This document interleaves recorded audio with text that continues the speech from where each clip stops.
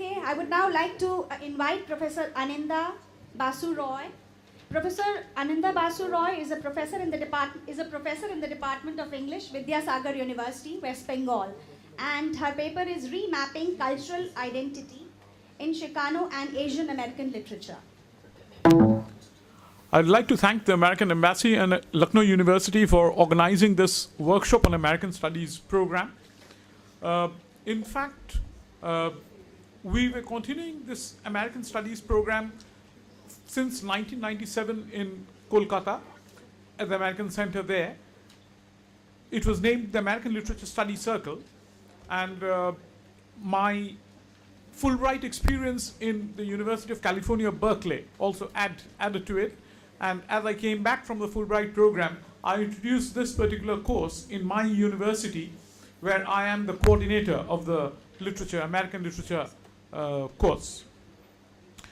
Now, the main thing that I like to focus on in my course, which I want to share with you all, is to look at the nation as a cultural construct.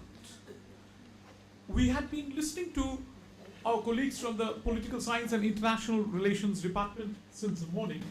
We had seen how the nation can be written as a political construct, but now we move on to a particular arena where we look at the nation as a cultural construct, and where narratives do play a very important role in nation building. How cultural narratives do play a very important role in nation building.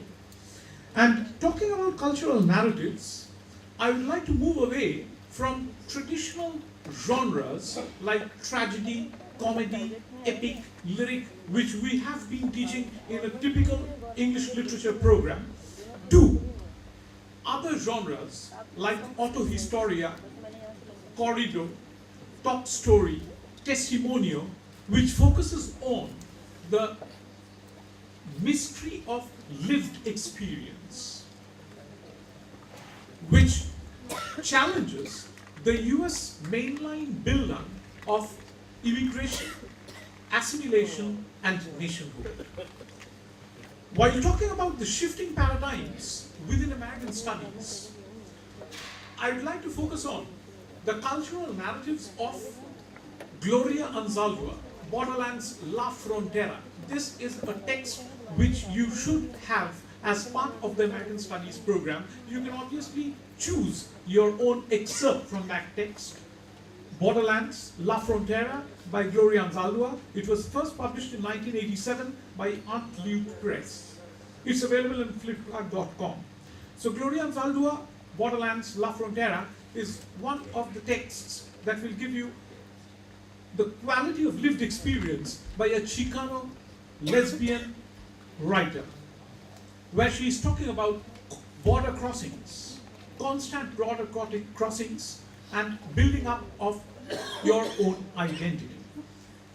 The other Chicano literature text that you can take up is Rudolfo Anaya's Bless Me Ultima, which again was a very popular text. It had been on the New York best-selling list for several weeks, and Bless Me Ultima is a veiled autobiography. It is, in a sense, a Bildungsroman, where Anaya talks about Tony's experiences of growing up in a Chicano ranch and how eventually he deals with the dislocating shifts later on in the US when multinational corporations barge in and maquiladoras are promoted, and how actually these things change the cultural demography of America. Coming to Asian American literature, you can obviously take up Maxine Hong Kingston's The Woman Warrior. This again was first published in 1975 and then again reprinted in 1977, 1978. Maxine Hong Kingston's The Woman Warrior is a very common text that is taught all over American universities, not only in literature programs, but also in women's studies programs and ethnic studies programs. So that is also another text you can look up and choose your own excerpt for the students.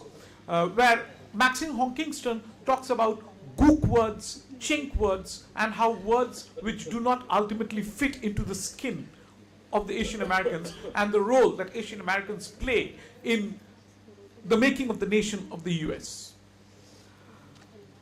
In coming to more contemporary writers, you can choose Amy Tan's Joyla Club and Jish Jen's Mona in the Promised Land. Again, you can choose your own excerpts from these two texts where both the writers, Jish Jen and Amy Tan, talk about identity switches and how the whole concept of identity, which is basically a conflation of subject positions, as Dr. Shweta Singh mentioned in the morning, how identity, which is a conflation of subject positions, challenge the concept of a nation state and how we move on to subnationalisms and how do we define the fragmentation of a US nation state can also be taught to the students at the introductory level. In fact, after I came back from Berkeley, I thought of introducing a comparative component on Dalit studies to my students because my university is located in a tribal belt. Midnapur, as you know, is a tribal belt, and we constantly compare Dalit texts with the Chicano or the Asian American texts and look at the prospects of a dialogue across borders, across cultures, and how such dialogues can rewrite the nation state in a very different way. How these people can play an important role in the process of nation building. And then, of course, this is from Mandeep, because Mandeep wrote to me about films. I use these films, documentaries, in my own classroom, and the American Embassy can surely assist and support you in this. The Chicano-American films which revolve around border crossings, Lourdes Portillo, L-O-U-R-D-E-S, L-O-U-R-D-E-S, Portillo, P-O-R-T-I-L-L-O, Lourdes Portillo's documentaries. I specifically have names of 3 documentaries which you can use for your students. Missing Young Woman. This is the first documentary. The Mothers of Plaza Mayor. The second documentary. The Day of the Dead. The third documentary. These are the 3 documentaries that you can use by Lourdes Portillo. She's a Chicano documentary filmmaker who had received enormous awards and is one of the most recently hailed young, not young, one of the recently hailed old Chicano American film directors. Coming to the Asian American contemporary documentaries, you can start with Who Killed Vincent Chin? Who Killed Vincent Chin is a documentary which was first screened in 1987. It's directed by Christine Choi and Reni Tajima Pena. It shows how Vincent Chin, a Japanese worker, was mistaken to be a Chinese immigrant laborer and who was killed, and how it sparked off racial violence in America, triggering off a whole riot, a chain of race riots in different parts of the US. And then, of course, you have Trinh T. Minh, a Vietnam-American theorist, cultural theorist, as well as a film director. Trinh T. Minh's latest movie is Night Passage. These documentaries are priced around $200 to $250, but an institution can always have these in the library and can show it to the students.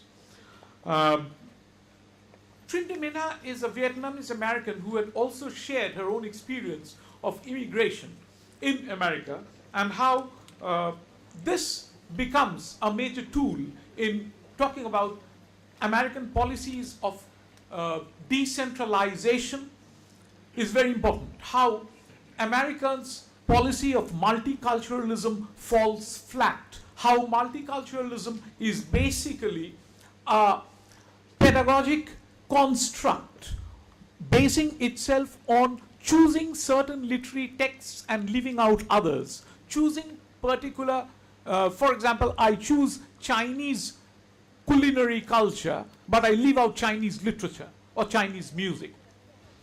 I choose Asian American narratives, but I leave out documentary filmmaking. So how multiculturalism becomes a kind of a constructed agenda and how it can be challenged and interrogated as part of the American Studies program. And then, of course, as we move further into the contemporary period and deal with contemporary US literatures, we talk about how nation, which has an enormous symbolic importance after Bhabha, Homi K. Bhabha's book and research, how nation is now differently interpreted in a transnational context, and how the concept of transnation becomes important and nation becomes an absent symbolic apparatus.